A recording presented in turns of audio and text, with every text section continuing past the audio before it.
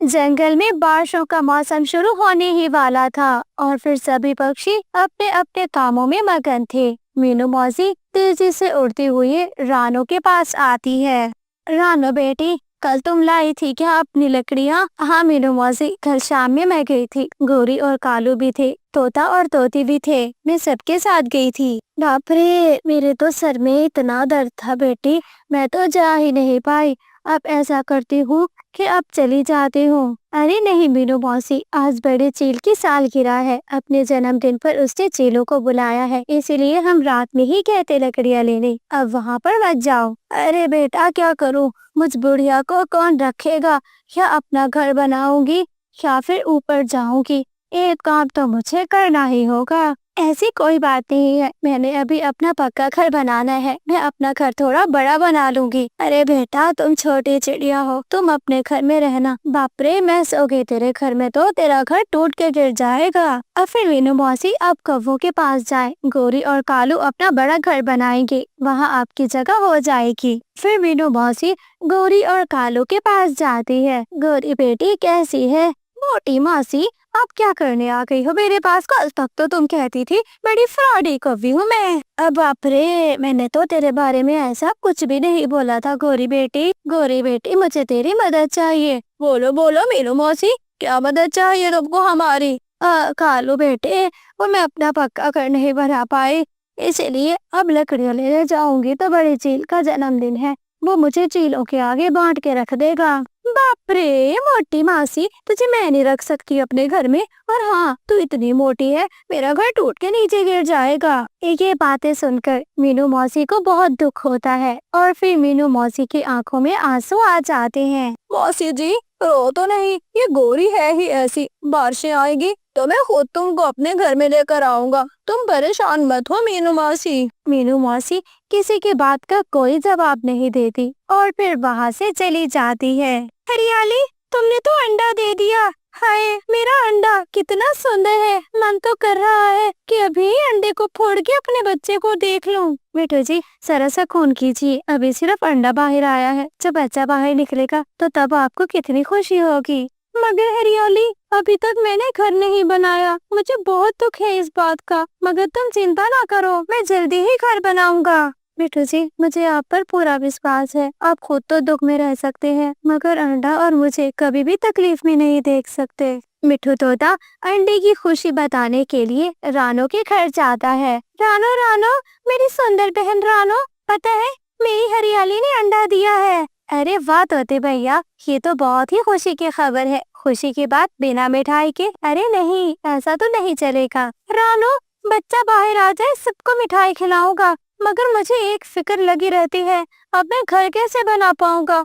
अंडा घोंसला कहाँ रखूंगा? उनकी रखवाली करूं या घर बनाऊं? मिठू भैया, आप चिंता क्यों करते हो? ऊपर वाले ने अंडा दे दिया तो अंडे की रखवाली भी उन्हीं की जिम्मा है। मगर हरियाली घर बनाने का बोल रही थी, घर नहीं बना पाऊंगा तो वो बहुत दुखी हो जाएगी। तोते भैया, मैं भी तो घर बना रही हूँ। बारिश के दिन आप मेरे घोंसले में गुजार लीजिएगा। ऐसे ही दिन गुजरते गए। एक दिन रानो और गोरी बातें कर रही थी। रानो, तुमको पता है हरियाली ने अंडा दिया है और फिर मिठू तोता घर नहीं बना पाया। इस बार बारिशों के दिन वो मेरे घर में गुजारेंगे। चिड़िया चिड़िया, तुम्हारा घर तो बड़ा छोटा है, वो पति पत्नी अंडा बच्चा कैसे आएगा? ये सब तुम्हारा घर तो टूटकर नीचे गिर जाएगा। गोरी, दिल बड़ा होना चाहिए, छोटे दिलों में ये सब कुछ होता है, मगर ये छोटे घरों और बड़े दिलों में नहीं होता। हाँ हाँ, मेरा क्या है? अरे बारिश में कहाँ भीगती फिरोगी, तुम्हारा घोंसला टूट गया था। वैसे भी ये तोता और तोती हट्टे कट्टे मुस्टंडे हैं, काम ना करे तो वो अलग बात है। क्या मतलब है तुम्हारी इस बात का? देखो रानो, चाहे अंडा हो बच्चा हो, माता पिता की ये फर्ज बनता है कि पहले अपना घर पक्का करें। अपना घर पक्का नहीं कर रहे, कभी क्या भोजन में खा रहे हैं, कभी मीठा फल तो कभी मकई का दाना, क्या कुछ खाते हैं ये। उससे अच्छा है कि अपना घर पक्का कर ले ये। हाँ गोरी, बात तो तुम्हारी बिल्कुल ठीक है। चलो कोई नहीं, बारिशों के दिन आने दो, देखा जाएगा। रानो ने अपना पक्का घर बना दिया था और फिर आसमान में बादल भी गरजने लग गए थे। रानो अपने घर में आराम से बैठी थी। गोरी और कालू भी अपने घर में आराम से बैठे हुए थे। तभी जंगल में बहुत तेज बारिश शुरू हो जाती है। कालू जी, कितना मजा आ रहा है। देखिए, मेरे घर की खिड़की में से बारिश कितनी सुंदर लगती है। हाँ गौरी, शुक्र है घर बना लिया था, नहीं तो हम भी मारे मारे फिरते। रुचि, वो मोटी मासी भी आ जाएगी जिसको तुमने बोला था। अरे मैंने मजाक की थी, मैं किसी को भी अपने घर में घुसने नहीं दूंगा। मैं तो देखना चाहता हूँ मोटी मौसी भीगती हुई कैसी लगेगी। तभी मीनू मौसी घर का दरवाजा बजाती है। मोटी मौसी, क्या करने आएगा मेरे घर पे? अरे बेटा, बाप रे, हम बूढ़ों को तो भूलने की बीमारी है, तुमको कहाँ से हो गई? मोटी मासी जी, अपना काम बताओ, ज्यादा टाई टाई नहीं करो। अहो, काय काय करना तो कबो का काम है, हमारा नहीं। वो तुम्हारे पति ने बोला था कि बारिश के दिन मैं तुम्हारे घर में गुजारूंगी। पति? कौन सा पति? वो निकम्मा निखट्टू कालू कहीं का, जो खुद काम नहीं करता, और फिर मेरा हाथ का बना हुआ घर उसमें तुम रहोगी। ना ना ना ना ना, ऐसा तो मैं होने नहीं दूंगी। मीनू मौसी एक समझदार पक्षी थी और वो समझ जाती है कि कौवा और कवि ने उसको धोखा दिया है। मीनू मौसी चिड़िया के पास जाती है।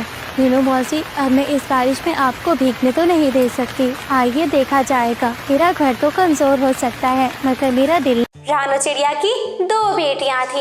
एक बेटी का रंग सांवला था, उसे जंगल के सारे पक्षी सांवला सांवला कहकर बहुत तंग किया करते थे। मम्मा, कल मेरा जन्मदिन है, आप मेरे जन्मदिन पर क्या सभी पक्षियों को बुलाएंगी?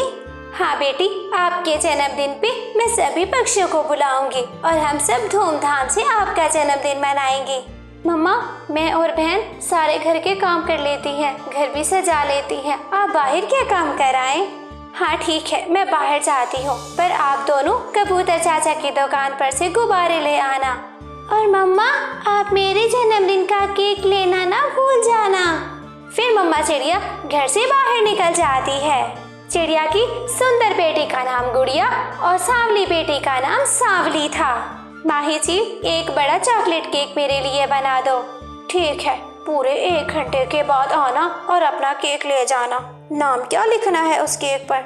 सांवली। सांवली नाम है मेरी बेटी का, ऊपर सांवली नाम लिख देना। ये सुनकर चील तो हंसने लग जाती है। ये भी कोई नाम हुआ, सांवली। माही जी, मेरी बेटी थोड़ी रंग में सांवली है, जब वो अंडे से निकली तब से सब उसे सांवली सांवली कहते हैं। चलो तुम केक बनाओ, मैं तब तक मिठाई ले लेती हूँ। कबूतर चाचा, मुझे इन पैसों के गुब्बारे दे दे। गुब्बारे? क्यों, आज किसी का जन्मदिन है क्या? हाँ चाचा, मेरी छोटी बहन सांवली का जन्मदिन है आज। गुड़िया, वो तुम्हारी बहन कोई इतनी सुंदर तो नहीं है कि तुम लोग उसका जन्मदिन मना रहे हो। क्या फायदा, ऐसे सारे पक्षी हंसेंगे आप लोगों पर। वो सांवली काली कलहोटी लाजमी तो नहीं था उसका पैदा होना। चाचा कबूतर, मुझे आप गुब्बारे दें, आपका काम अपनी दुकान की चीजें बेचना है, मैंने जाकर अपना घर सजाना है। गुड़िया और सांवली ने थोड़ी ही देर में घर को सजा लिया था। मम्मा भी केक लेकर वहाँ पर आ जाती है। बेटी गुड़िया, आप जाओ, सारे पक्षियों को बताओ कि आज सांवली का जन्मदिन है, तब तक मैं खाना बना लेती हूँ। मम्मा, मैं भी जाती हूँ, गुड़िया बहन के साथ मैं भी पक्षियों को बुलाने जाती हूँ। रहने दो सांवली बेटी, फिर जंगल के सारे पक्षी तुम्हारा मजाक उड़ाते हैं। मुझे कोई फर्क नहीं पड़ता मम्मा, जो भी कहता है कहता रहे, मैं तो जाऊंगी। फिर गुड़िया और सांवली घर से बाहर निकल जाती हैं। आंटी लूसी, आज मेरी बहन का जन्मदिन है, आप जरूर आना, मम्मा ने खाना बनाया है। किसका? इसका जन्मदिन है, इस काली कलहोटी का? मैं तो नहीं आऊंगी, ऐसा ना हो कि इसके काले रंग का असर मेरे रंग पे बढ़ जाए और मेरा अच्छा भला रंग काला हो जाए। लूसी आंटी, आप मेरे बारे में ऐसा तो ना कहें, मैंने क्या बिगाड़ा है आपका? गुड़िया और सांवली वहाँ से सीधा गौरी कवि के घर जाती हैं। गौरी आंटी, मेरी इस छोटी बहन का आज जन्मदिन है, मम्मा बुला रही हैं, आज का खाना आप शाम में हमारे साथ खाना। आंटी, मम्मा आज मेरे जन्मदिन के लिए बड़े वाला केक लाई है, आप जरूर आना। तेरा जन्मदिन? शक्ल देखिए, बढ़िया ही जन्मदिन मनाने वाली। शक्ल न सूरत, पर आई परी की मूरत। ना ना, मैं नहीं आने वाली तुम काली कलहोटी के जन्मदिन पे। तुम्हारे जन्मदिन पर आते हुए मुझे तो बड़ी शर्म आएगी, तुम तो बड़ी काली हो। गौरी आंटी, अगर मैं काली हूँ तो फिर ठीक है, आप भी तो काली हैं। क्या आप अपने बच्चों का जन्मदिन नहीं मनाती हैं? कौवे कौवे तो होते ही काले हैं। अबे ओ पागल चिड़िया, चिड़िया काली नहीं होती, वो तो एकदम चुड़ैल लगती है। सांवली बहन, चलो हम तोते अंकल के पास जाते हैं, बस ये ना आए तुम्हारे जन्मदिन पे। फिर गुड़िया और सांवली जन्मदिन का बुलावा देने मिठू तोते के पास जाती है। क्या जन्मदिन पे वो कौवा और कबूतर वो भी आएंगे? तोते अंकल, हमने तो सबको बुलाया है, पर उन्होंने आने से इनकार कर दिया है। क्यों? ऐसा क्यों कह दिया उन्होंने? अंकल, वो सब यही कहते हैं कि मेरा रंग सांवला है और वो सांवली के जन्मदिन पर आना पसंद नहीं करते। बेटी, गोरे और काले की बात नहीं है। जब सारे जंगल वाले घर बैठे होंगे तो मैं आता हुआ अच्छा नहीं लगता। मैं जंगल वालों को नहीं छोड़ सकता, इसलिए मेरी भी ना है। चलो गुड़िया बहन, सब मुझसे इतनी नफरत करते हैं, आज के बाद मैं अपना जन्मदिन कभी नहीं मनाऊंगी और ना ही किसी को बुलाऊंगी। मैं तो घर के बाहर भी नहीं निकलूंगी। एक फूल पर बैठी हुई तितली ये सारा कुछ देख रही थी। वो एक बड़े फूल के पास जाती है। वो वाली चिड़िया बहुत अच्छी है। उसके जन्मदिन पर कोई भी नहीं आना चाह रहा। उसका दिल बहुत उदास है। तुम चिंता मत करो। अरे शाम होने दो, सारी तितलियां मेरे पास आएंगी, परियां भी। मैं सबको भेजूंगा उस सांवली के जन्मदिन पे। मेरी सांवली, चुप कर जाओ। मैंने बोला भी था कि तुम ना जाओ, तुम मेरी कहाँ सुनती हो। अंदर आ जाओ, आकर केक काट लो। सारा इंतजाम तुम्हारी मम्मा ने किया है। गुड़िया बहन, आप जाएं, आप मम्मा के साथ केक काट ले। मुझे नहीं काटना है, मैं तो गंदी हूँ ना। फिर गुड़िया का ध्यान दूसरी तरफ जाता है। उसे दूर से कुछ सुनाई देने लग जाता है। Happy birthday to you, happy birthday to you, happy birthday dear Sanwali, happy birthday Sanwali. वो सब तो देखकर हैरान रह जाती है। रंग बिरंगी तितलियां, फूलों में रहने वाली परियां सांवली को बर्थडे विश करने आ जाती हैं। सांवली बहन, अब तो केक काट लो, मुझे तो बहुत भूख लग रही है। ये सब देखकर सांवली तो उछलने लग जाती है।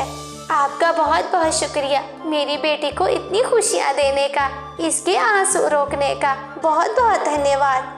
एक पेड़ की डाल पर बैठे हुए तोता और साथ में गोरी कवि लूसी कबूतरी बैठे देख रहे थे, आवाजें सुन रहे थे, क्योंकि उसके घर से आवाजें आ रही थी बर्थडे विश करने की।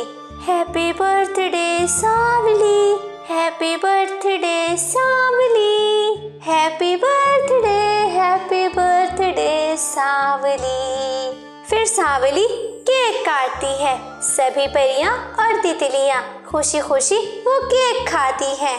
सारे घमंडी पक्षी बाहर बैठे सिर्फ और सिर्फ आवाजें सुन रहे थे और दिल ही दिल में बहुत शर्मिंदा हो रहे थे। 1 2 3 4 5, 1 2 3 4 5, 1 2 3 4 5। ऐसे गोरी कभी अपने फुटबॉल से खेल रही थी। खेलते खेलते गोरी की फुटबॉल अचानक ऊपर चली जाती है। पेड़ की डाल पे रखे हुए बुलबुल के घोंसले पे जाके लगती है। बॉल इतने जोर से लगती है कि बुलबुल का घोंसले में रखा हुआ अंडा टूट जाता है। गोरी कभी इधर उधर देखती है, फिर जल्दी से घोंसले के पास जाती है। टूटा हुआ अंडा देखकर गोरी कभी परेशान हो जाती है। ये तो बहुत बुरा हुआ, उस मोटी बुलबुल का अंडा टूट गया। ये ना हो कि मोटी बुलबुल आ जाए, मुझे यहाँ से जल्दी भागना होगा। ऐसा कहते हुए वो काली कवि वहाँ से जल्दी भाग जाती है। कालू जी, मैं अपनी फुटबॉल के साथ खेल रही थी। वो अचानक फुटबॉल अंडे पे जाकर लगी। वो बुलबुल का अंडा था और टूट गया। कालू मुझे कहीं छुपा लो, मुझे बुलबुल नहीं छोड़ेगी। बुलबुल तो मुझे भी मार डालेगी। गौरी, तुम्हें चिंता करने की जरूरत नहीं है। मेरा नाम कालू है। सब डरते हैं मुझसे। जंगल का कोई भी पक्षी हमारा कुछ नहीं बिगाड़ सकता। जिसने भी तुझे या मुझे कुछ कहा, मैं उसको जान से भी मार दूंगा। किसी जालिम ने मेरा अंडा तोड़ दिया। मर जाए वो जालिम जिसने मेरे सारे ख्वाब किरची किरची कर दिए। ना जाने मैंने क्या कुछ नहीं सोचा था अपने बच्चे के लिए, और उसने मुझे तबाह कर दिया। अपने घोंसले में बैठी हुई बुलबुल अपने अंडे के टूटने पर रो रही थी। अचानक उसका ध्यान साथ ही पड़ी फुटबॉल पर जाता है। ये बॉल किसकी है? इसी बॉल से टूटा होगा मेरा अंडा। मुझे पता करना चाहिए ये बॉल किस पक्षी की है। बुलबुल वो बॉल उठाकर रानो चिड़िया के पास जाती है। क्या हुआ बुलबुल, तुम रो क्यों रही हो? तुम्हारे मोटे मोटे आंसू मेरे तो सीने पे गिर रहे हैं। जल्दी बोलो, क्या हुआ? रो ना तो मैं और क्या करूं? किसी जालिम ने मेरा अंडा तोड़ दिया है इसी बॉल से। इस बॉल से? बुलबुल, ये बॉल तो मैंने गौरी कवि के पास देखी थी। इसका मतलब मेरा अंडा उस गंदी गौरी कवि ने तोड़ा है। मैं अभी जाकर पूछती हूँ उससे। एक एक पाई का हिसाब लूंगी मैं। रहने दो बुलबुल, जो होना था हो गया। अगर तुम लड़ने जाओगी तो बात और बढ़ जाएगी। वो तुम्हें भी मार डालेंगे। बात बढ़ गई? उन्होंने मेरा अंडा तोड़ दिया है। क्या बचाया है उन्होंने? अभी तुम बात बढ़ने की बात कर रही हो। बढ़ती है तो बढ़ जाए ऐसी बात। गुस्से में बुलबुल गौरी कवि के घर जाती है। बुलबुल गौरी कवि के दरवाजे पर दस्तक देती है। कालू जी आ गई। वो मोटी बुलबुल आ गई। देखना, वो मुझे मार डालेगी। जाकर बता दो उसको कि चली जाओ यहाँ से। मुझे गुस्सा आ गया तो मैं जान से मार दूंगा। जाओ जाओ। गौरी कवि घर से बाहर निकलती है। मोटी बुलबुल, क्या हुआ? दरवाजा तोड़ोगी क्या? ये बॉल किसकी है? मुझे सच सच बताओ। बॉल? कौन सी बॉल? मुझे क्या पता। मेरी फुटबॉल की दुकान थोड़ी ना है। मुझे रानो चिड़िया ने बता दिया है कि ये बॉल तुम्हारी है और तुमने ही अंडा तोड़ा है मेरा। मैं तुम्हें छोड़ूंगी नहीं। बुलबुल गौरी कवि को बालों से पकड़ लेती है और खुद उसके ऊपर चढ़ बैठती है। मोटी बुलबुल, मेरा सांस नहीं आ रहा। छोड़ो मुझे जाने दो। कालू भतीजी, जरा बाहर आकर देखो। ये तो तुम्हारी पत्नी को कत्ल करके ही छोड़ेगी। मैं तुम्हारी जान ले लूंगी। बेशरम काली कवि, मेरा अंडा तोड़ते हुए तुम्हें जरा भी शर्म नहीं आई? कालू कौवा डंडा लेकर बाहर आता है और बुलबुल को इतना जोर से अंडा मारता है कि बुलबुल अगला सांस नहीं ले पाती। बुलबुल वहीं पे मर जाती है। कालू, ये तो मर गई है। अब क्या बनेगा हमारा? अब अपने बारे में जरा सोचो। थोड़ा ज्यादा लग गया। मैंने तो थोड़ा ही मारा था। दोनों कौवे इधर उधर देखते हैं। उनको कोई नहीं देख रहा था।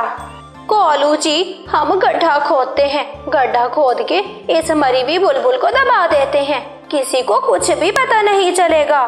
तुम जाकर सामने वाले पेड़ के नीचे गड्ढा खोदो। मैं किसी तरह इसको उठा कर ले आता हूँ। फिर गौरी कवि गड्ढा खोदती है। कालू कौवा बुलबुल को उठाकर गड्ढे में फेंक देता है। ऊपर मिट्टी डाल देता है। ऐसे एक दिन गुजर जाता है। कालू, मुझे बहुत डर लग रहा है। किसी को पता चल गया हमें तो जेल हो जाएगी। अगर इतना ही डर था तो ना तोड़ती बुलबुल का अंडा। मैंने तो सिर्फ अंडा ही तोड़ा था। तुमने तो उसको जान से ही मार डाला। फिर मिठू तोता बुलबुल के घोंसले से गुजरकर चिड़िया के घर आता है।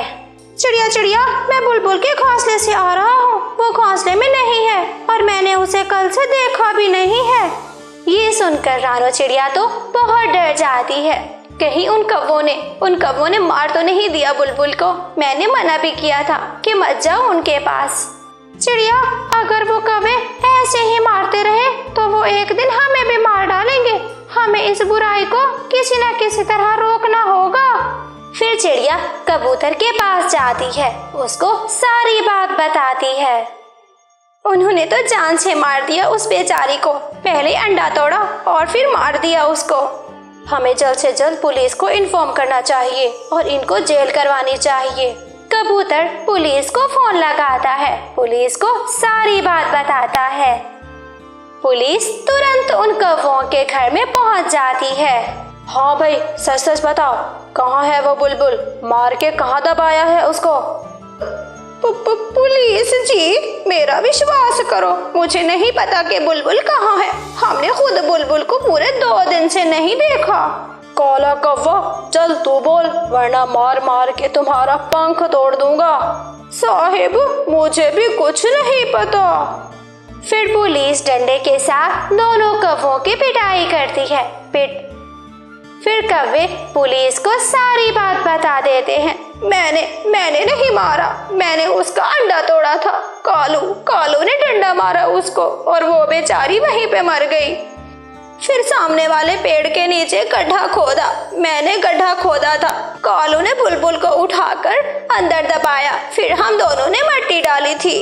मेरा कोई दोष नहीं है, कालू ने मारा है, सारा दोष कालू का ही है।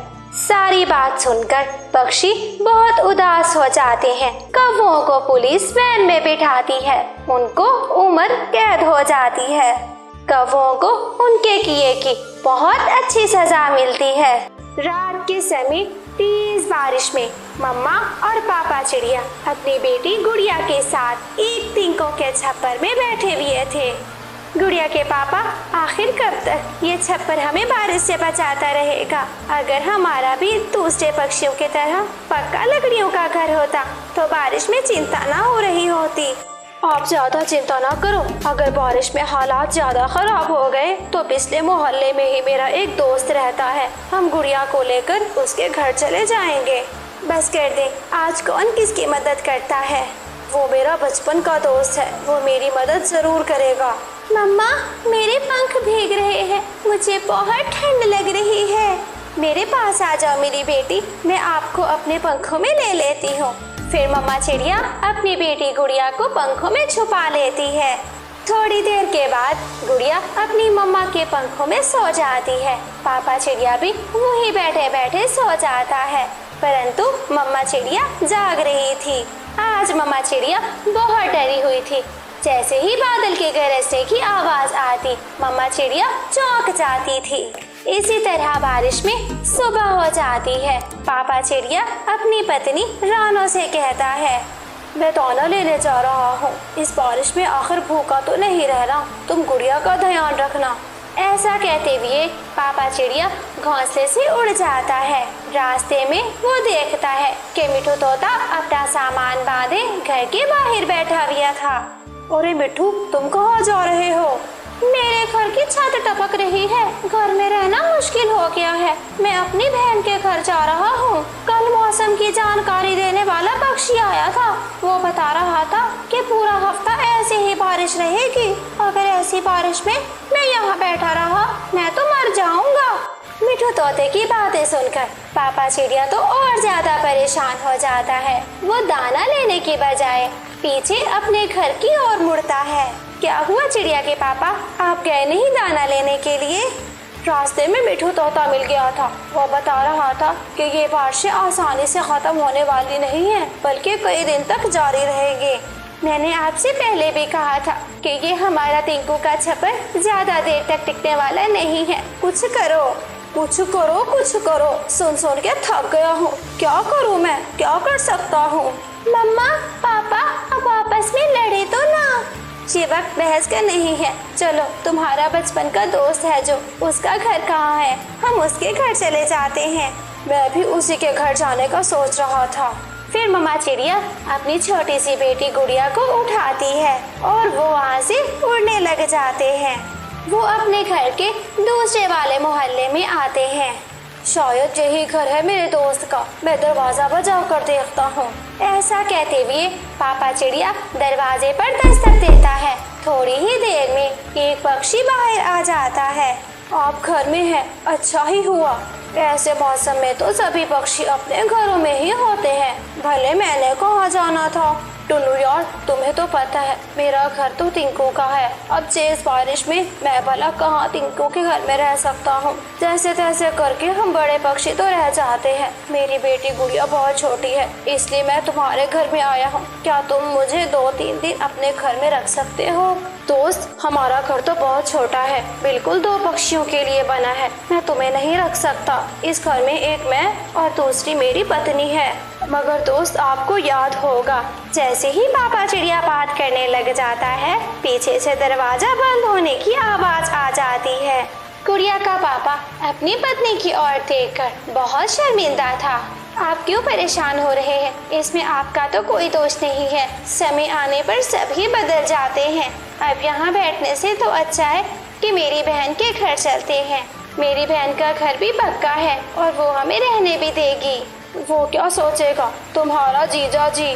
सोचना क्या है, जब लाडो ने घर बनाया था तो मैं 2 दिन वहाँ रही थी। मैंने भी लाडो की बहुत मदद की थी घर बनाने में। फिर वो तीनों वहाँ से उड़ते हैं, वो लाडो के घर जाने लगते हैं। रास्ते में वो बारिश से लड़ते हुए जा रहे थे, परंतु हवा ज्यादा तेज हो जाती है। फिर वो पति पत्नी और गुड़िया एक ढाबे पे रुक जाते हैं। जी बताइए, क्या लोगे? नान, चने, समोसा, पकोड़ा, बर्गर, क्या खाओगे? हमने खाना कुछ नहीं है, बस हवा तेज थी और बारिश ज्यादा, तो थोड़ा देर बारिश से बचने के लिए यहाँ रुके हैं। अच्छा, फिर एक काम करो, ये कुर्सियाँ खाली कर दो, वो सामने वाले छपरे में जाकर बैठ जाओ। मेरा कोई ना कोई ग्राहक भी आ सकता है। फिर वो तीनों बाहर छपरे के नीचे जाकर बैठ जाते हैं। गुड़िया को बहुत तेज भूख लग रही थी। वो इधर कभी उधर खाने की चीजों को देखे ही जा रही थी। मामा और पापा चिड़िया अपनी बेटी गुड़िया की हालत देख रहे थे। वो सब जानते थे, पर उनके पास पैसे नहीं थे। वो चुप करके बैठे हुए थे। पापा, मुझे कुछ खाने को ले दे, मुझे बहुत भूख लग रही है। बेटी, ऐसा क्या है हमारे पास कि आपको खाने के लिए ले दें? हम खाली हाथ ही आए थे घर से। गुड़िया बेटी, कुछ पक्षी अच्छे भी होते हैं, मैं जाती हूँ और उनसे बात करती हूँ। चिड़िया वहाँ से फिर ढाबे के अंदर चली जाती है। ढाबे वाले पक्षी, मेरी बेटी को बहुत भूख लगी हुई है और हमारे पास पैसे भी नहीं है। अगर हमें थोड़ा सा खाना मिल जाता तो। वो सामने टूटी पर बर्तन पड़े हैं, अगर तुम मुझे बर्तन साफ करके देती हो तो मैं तुम्हारी बेटी को खाना दे दूंगा। चिड़िया खुश हो जाती है। वो टूटी के पास जाकर वो बर्तन धोने लग जाती है। पापा, क्या खाना लेने से पहले बर्तन धोना जरूरी है? पापा चिड़िया खामोश था। वो अपना मुंह दूसरी तरफ कर लेता है। मम्मा चिड़िया सारे बर्तन साफ करती है। फिर ढाबे वाला पक्षी मम्मा चिड़िया को एक समोसा दे देता है। खा लो मेरी बेटी, आराम से खाना, गरम है, कहीं अपनी चोंच न जला देना। फिर थोड़ी ही देर में हवा रुक जाती है। गुड़िया के पापा, हवा रुक गई है, बारिश तो रुकने का नाम नहीं ले रही। हमें यहाँ से चलना होगा, शाम हो गई है, रात होने वाली है। हाँ ठीक है, हम अभी चलते। फिर वो तीनों साथ में उड़ने लग जाते हैं। रास्ते में जाते हुए एक कवि उनको अपने पास बुला लेती है। कहाँ जा रहे हो इतनी बारिश में? यहाँ मेरे घर आ जाओ, बारिश बहुत तेज है, थोड़ी देर आराम कर लो यहाँ पर। कवि, तुम्हारा बहुत बहुत शुक्रिया। वो सामने वाला घर मेरी बहन का है, हम वहाँ रुकेंगे। रानो चिड़िया नाम है ना तुम्हारा? एक बार जब मेरा बेटा बीमार हुआ था तो तुमने मेरी बड़ी मदद की थी। हाँ, मुझे याद है। वो फिर वहाँ से उड़ जाते हैं और रानो चिड़िया की बहन के घर पहुँच जाते हैं। रानो चिड़िया अपनी बहन के घर का दरवाजा बजाती है। अंदर से रानो की बहन बाहर आती है, जिसे देखकर रानो चिड़िया बहुत खुश हो जाती है। लाडो बहुत मुश्किल में है, हमारे घर का छप्पर टपकने लग गया, किसी ने मदद ना की तो हम तुम्हारे पास चले आए। जब जान की पड़ी हो तो सभी मदद को आ जाते हैं। मेरा छोटा सा घर है, मैं किस किस को रखूंगी? तुम आ जाओ अपनी बेटी को लेकर, तुम्हारे पति की जगह नहीं है अंदर। बहन की बातें सुनकर रानो चिड़िया की आंखों से आंसू टपकने लग जाते हैं। लाडो, तुम तो मेरी बहन हो, तुम क्यों ऐसी बातें कर रही हो? बहन हो तो ये ऑफर दे रही हूँ, वरना कौन किसको अपने घर में रखता है, फिर मैं देख लेती। गुड़िया की मम्मा आप चली जाए, गुड़िया को लेकर आप अंदर चली जाए, मैं सामने वाले पेड़ की डाल पर बैठ जाता हूँ। नहीं गुड़िया के पापा, हम आपको छोड़कर कहीं नहीं जाएंगे। शुक्रिया बहन, दोस्तों का एतबार तो उठ गया था, आज खून के रिश्तों पर से भी एतबार उठ गया। तुम्हारा बहुत बहुत शुक्रिया, अब हमें चलना चाहिए। मैंने पहले भी कहा था कि आप मेरे घर आ जाएं, मेरा घर बड़ा भी है और मजबूत भी है, चले अब भी आप मेरे घर आ जाएं। गौरी कवि उन सबको अपने घर के अंदर ले जाती है। आपका पति कालू, कालू कौवा कहाँ है? पिछली बरसात के मौसम में मेरा पति चील के घर चोरी करने चला गया था, चील ने उसके दोनों पंख काट दिए, 2 महीने बाद बेचारा मर गया मेरा कालू। फिर गुड़िया जग्गू के साथ खेलने लग जाती है। जब किसी ने हमारी मदद ना की तो फिर आपने हमारी मदद की, आपका बहुत बहुत शुक्रिया। अपने और पराये का मुश्किल समय में ही पता चलता है। आप जब तक चाहे मेरे घर में रह सकते हैं, कोई रोक टोक नहीं होगी आपको। चिड़िया की मेहनत रंग लाई थी। रानो चिड़िया के लाल लाल टमाटर दूर से ही चमक रहे थे। चिड़िया चिड़िया, मुझे बहुत भूख लगी हुई है, क्या मैं तुम्हारे खेत से एक टमाटर खा सकता हूँ? तोते भैया, इसमें पूछने की क्या बात है, आप मेरे खेत से टमाटर ले सकते हो। मिठू तोता चिड़िया के खेत से एक टमाटर लेता है और फिर वहाँ से चला जाता है। तोता वो टमाटर अच्छी जगह पर बैठकर खाना चाहता था। वो पेड़ की डाल के नीचे छांव में बैठ जाता है। फिर वहाँ पर गौरी कवि उड़ती हुई आ जाती है। तोते तोते पीछे, जरा पीछे देखो, तुम्हारे पीछे भूत है। मिठू तोता जैसे ही पीछे मुड़कर देखता है, वो गौरी कवि मिठू तोते का टमाटर उठाकर वहाँ से भाग जाती है। चोरनी चोरनी चोरनी, मेरा टमाटर उठाकर ले गई, अब तो मुझे चिड़िया दोबारा टमाटर भी नहीं देगी।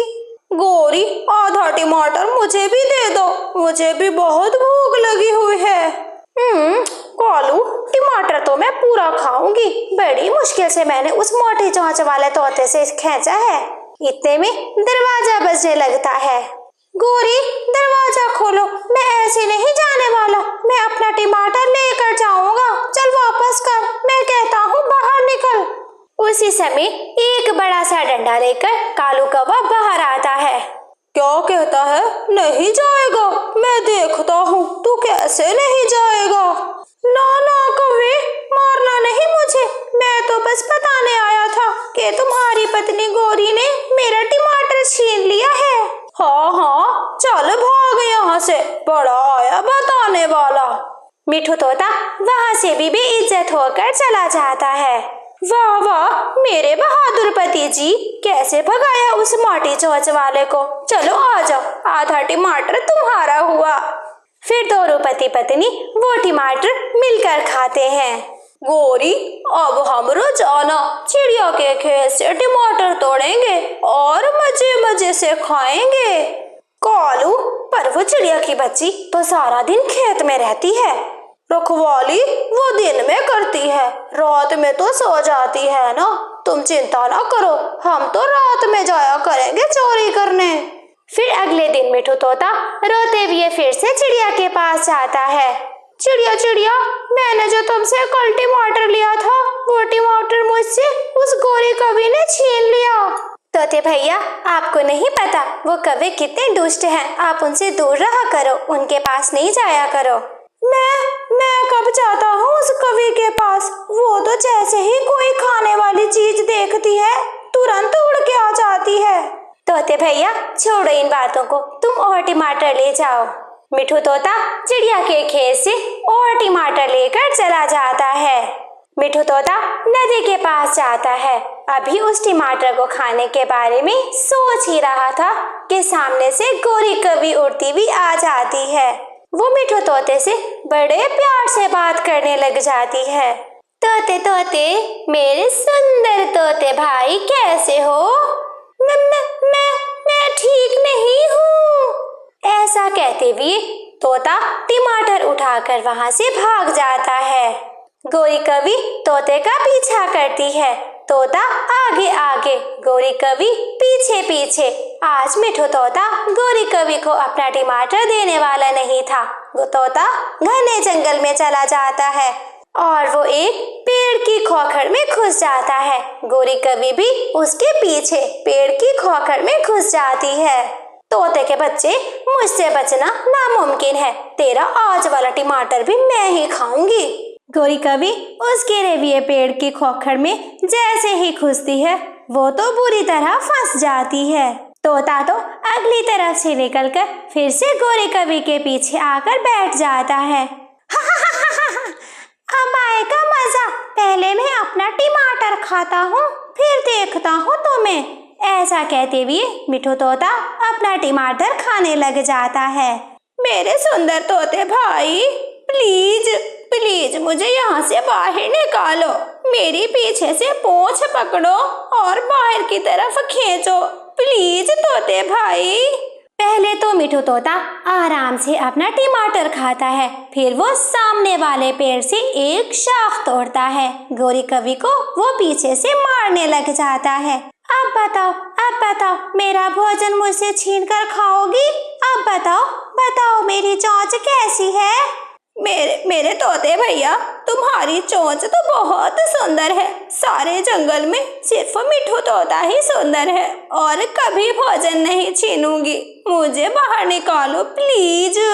तोता फिर से मारने लग जाता है। गोरी की पूंछ पर जी भर कर डंडे मारता है और फिर वहां से चला जाता है। शाम हो जाती है। गोरी कवि घर नहीं पहुंची थी। कालू कौवा अपनी पत्नी को ढूंढते ढूंढते चिड़िया के पास जाता है।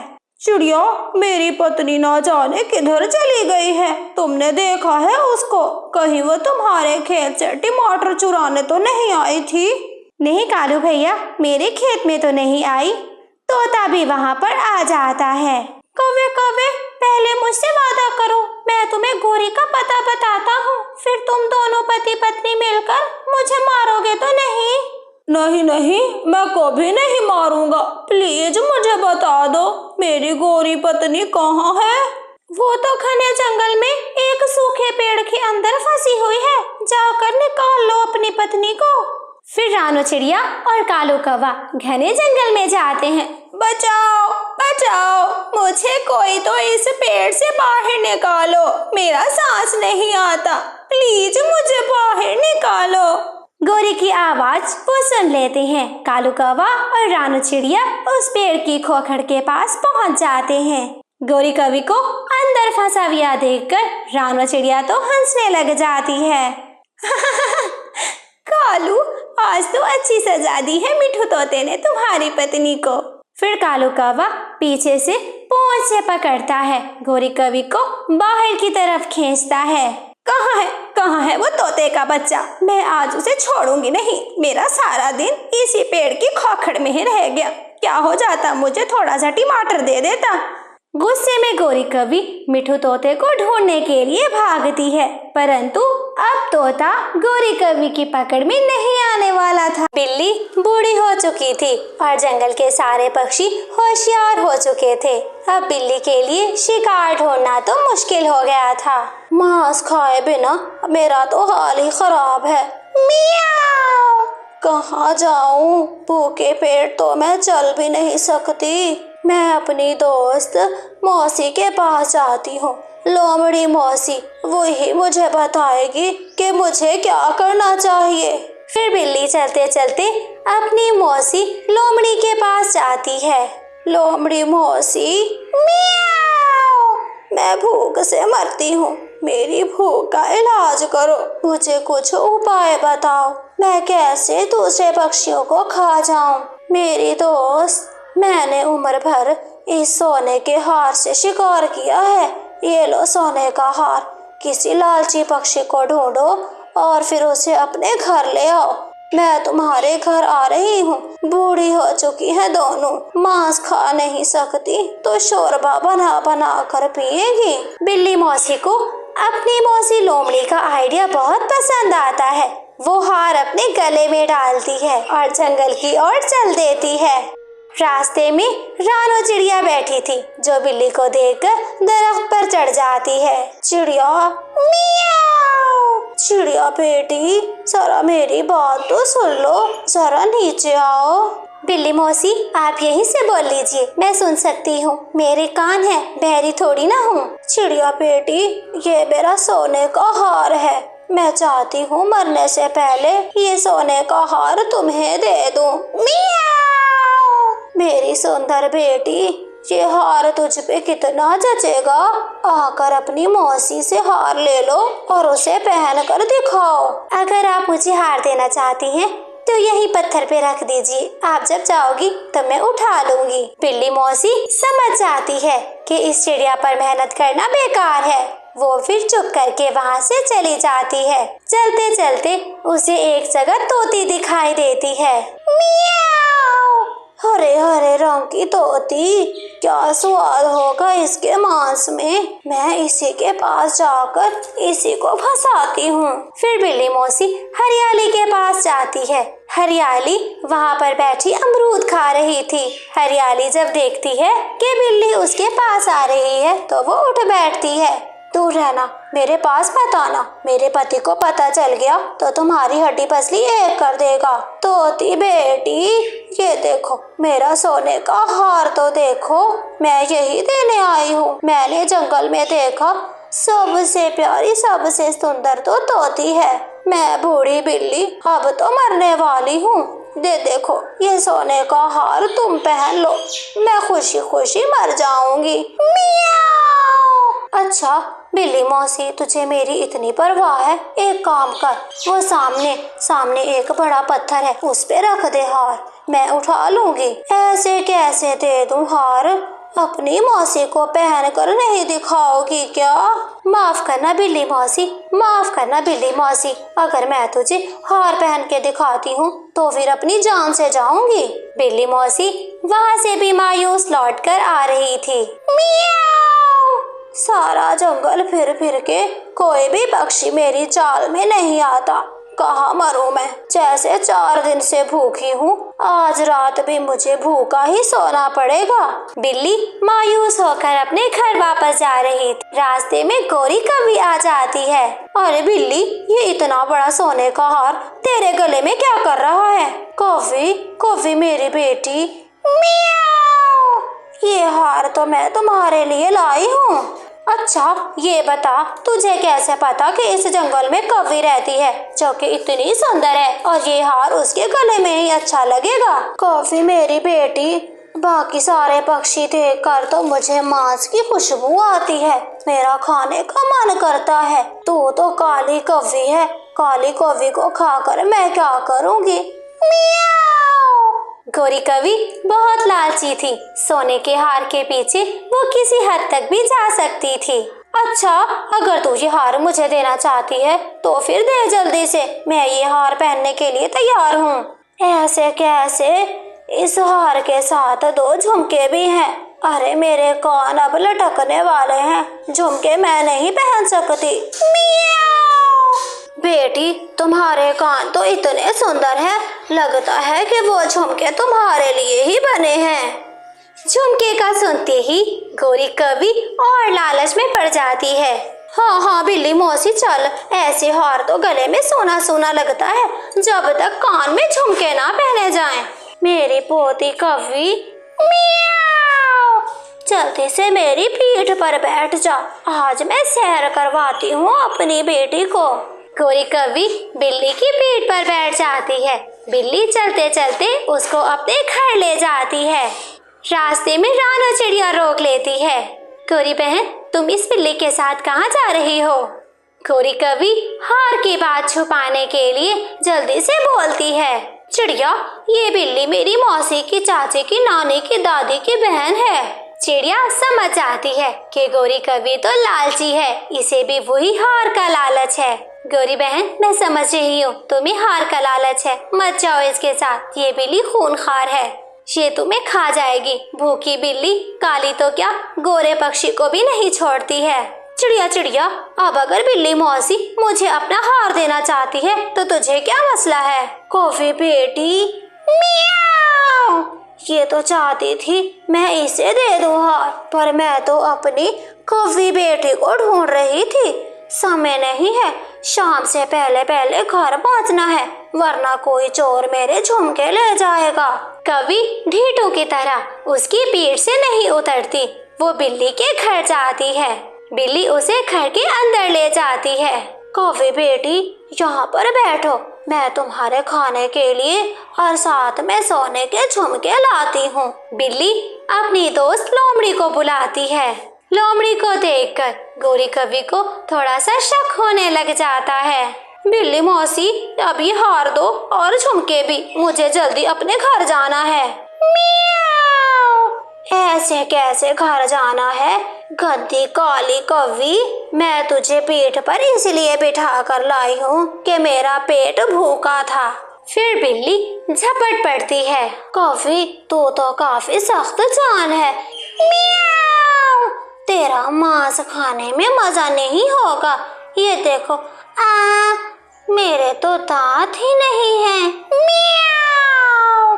लोमड़ी मौसी, जल्दी से चूल्हा चढ़ाओ, मैं इसको मार कर आती हूँ तो सूप बनाकर पीती है दोनों। बिल्ली मौसी मुझे जाने दो, मुझे पता है अगर मैं लालच ना करती। हाँ कालू जी, ये इतनी सारी जमीनें, इतने सारे पेड़, क्या ये सब कुछ हमारा है?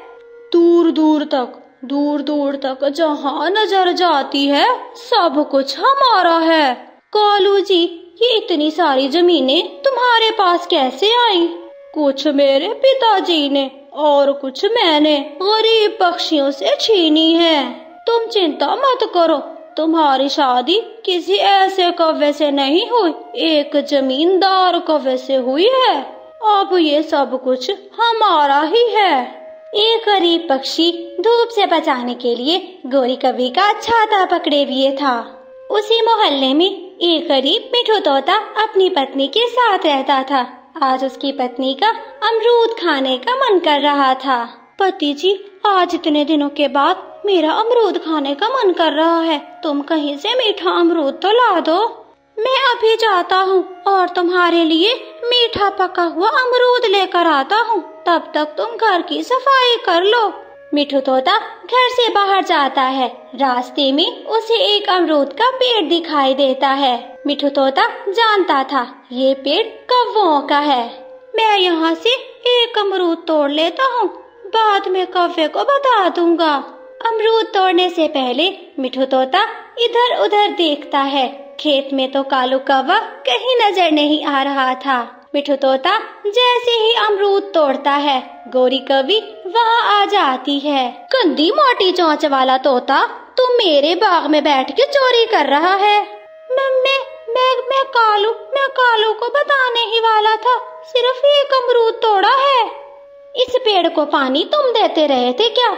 लाओ इधर दो मुझे अमरूद। अगर तुम फिर आए मेरी जमीनों में, तुझे तो मैं उल्टा टांग दूंगी। मेरी पत्नी का अमरूद खाने का मन कर रहा था, मुझसे गलती हो गई, मैं फिर कभी नहीं आऊंगा। मिठू तोता वहाँ से मायूस होकर चला जाता है। गौरी कवि का गुस्सा तो खत्म होने का नाम नहीं ले रहा था। वो फिर से मिठू तोते के पीछे उसके घर जाती है। मिठू जी, आप इतनी जल्दी अमरूद लेकर आ गए? नहीं हरियाली, अमरूद तो मुझे कहीं से भी नहीं मिला। इतने में गौरी कवि भी वहाँ पर आ जाती है। अबे ओ मोटी चोंच वाले तोते, सीधी बात बताना अपनी पत्नी को कि मैं एक अमरूद चोरी कर रहा था और फिर से रंगे हाथों पकड़ा गया। कवि जी, आप यहाँ पर क्यों आई हैं? गंदी मोटी चोंच वाले, तू बिना बताए मेरे खेत में आ सकता है, मैं यहाँ नहीं आ सकती क्या? जरा इस ढीठ से देखो तो सही कैसे पूछता है। अब तुम क्यों आई हो? इस ढीठ की बात तो चेक करो, आगे से पूछता है तुम क्यों आई हो? मिठू तोते को उसकी पत्नी हरियाली के सामने बेइज्जत करके गौरी कवि का गुस्सा ठंडा हो जाता है। मिठू जी, क्या जरूरत थी चोरी करने की और खुद को इतना बेइज्जत करवाने की? शर्मिंदा मिठू तोता चुप करके ही बैठा रहता है। अभी कुछ दिन ही गुजरे थे। कबूतर की बकरी, जिसका नाम स्वीटो था, वो घास चरते चरते कालू के खेत में चली जाती है। कालू और गौरी अपने खेत में एक पेड़ से लटके हुए झूले पर झूला झूल रहे थे।